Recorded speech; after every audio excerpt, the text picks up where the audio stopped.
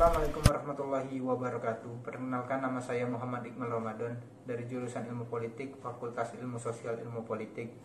Saya akan mengerjakan tugas ujian akhir semester dari mata kuliah Sosiologi Politik. Dalam tugas ini saya akan membahas tentang sosiologi politik dan ruang lingkupnya, kemudian partai politik, dan yang terakhir adalah contoh studi kasus sosiologi politik. Baiklah, yang pertama saya akan menjelaskan tentang sosiologi politik beserta ruang lingkupnya. Pertama, pengertian sosiologi politik. Sosiologi politik adalah suatu disiplin ilmu yang menggabungkan antara ilmu sosiologi dan ilmu politik. Berbagai fenomena politik tidak bisa dilepaskan dari struktur sosial masyarakat. Begitu pula sebaliknya terbentuknya struktur sosial masyarakat tidak bisa dipisahkan dari tatanan politik. Ilmu sosial lahir pada abad ke-18, sedangkan ilmu politik lahir di abad ke-20. Baiklah, selanjutnya saya akan menjelaskan tentang ruang lingkup sosiologi politik.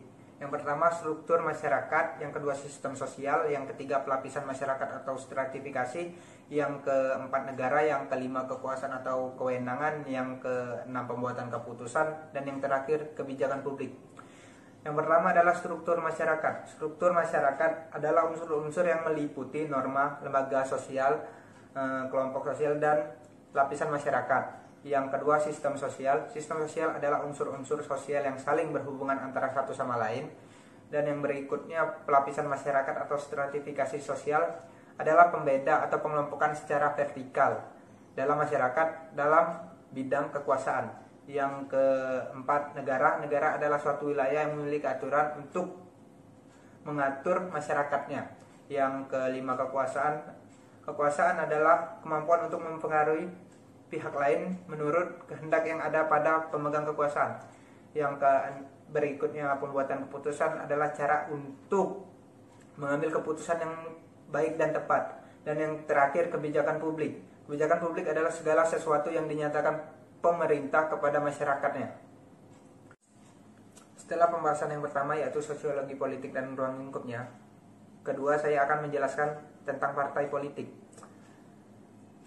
Partai politik adalah organisasi politik yang menjadi ideologi tertentu atau dibentuk dengan tujuan khusus, dan kelompok ini adalah kelompok yang terorganisir yang anggota-anggotanya memiliki orientasi, nilai-nilai, dan cita-cita yang sama.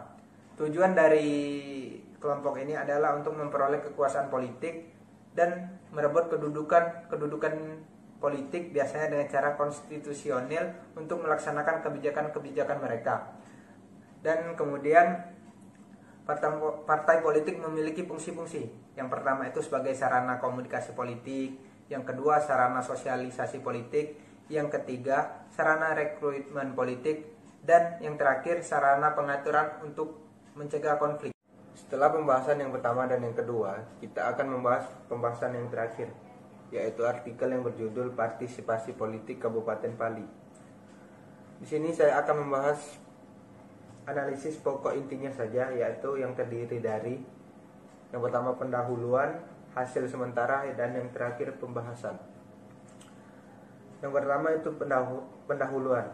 Pemilihan kepala daerah secara langsung merupakan kerangka lembaga baru dalam rangka mewujudkan proses demokratis di daerah. Proses ini diharapkan bisa mengedukasi secara luas dengan adanya pembajakan kekuasaan yang dilakukan oleh suatu partai politik yang memiliki kursi di Dewan Perwakilan Rakyat Daerah.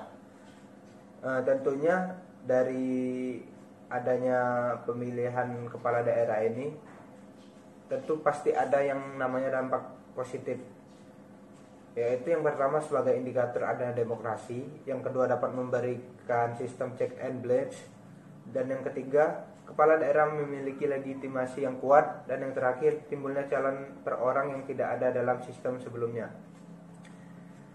Yang kedua, hasil sementara. Dapat dikatakan bahwa hasil sementara dari artikel partisipasi politik masyarakat Pali dalam pemilihan kepala daerah ini berjalan dengan lancar. Dan yang terakhir, pokok pembahasan yang terakhir adalah antusiasnya masyarakat Pali dalam mengikuti Pilkada 2020. Kemungkinan terjadinya malpraktik. Yang ketiga, bagaimana cara paslon dalam berkampanye. Dan yang terakhir, pemetaan yang tepat oleh Bawaslu dan KPU pada Pilkada ini. Dari pembahasan yang terakhir ini, bahwa upaya meningkatkan partisipasi politik merupakan bagian dari paling penting dalam sebuah pemilihan kepala daerah secara langsung. Partisipasi politik Pilkada serentak 2020 di Kabupaten Pali ini cukup baik walaupun mengalami penurunan di tahun sebelumnya akibat sedang terjadinya COVID-19 ini. Baiklah, selesai sudah pembahasan dari ketiga pokok bahasan dalam video ini. Lebih dan kurang saya mohon maaf, pada Allah saya mohon ampun. Billahi taufiq wal hidayah. Wassalamualaikum warahmatullahi wabarakatuh.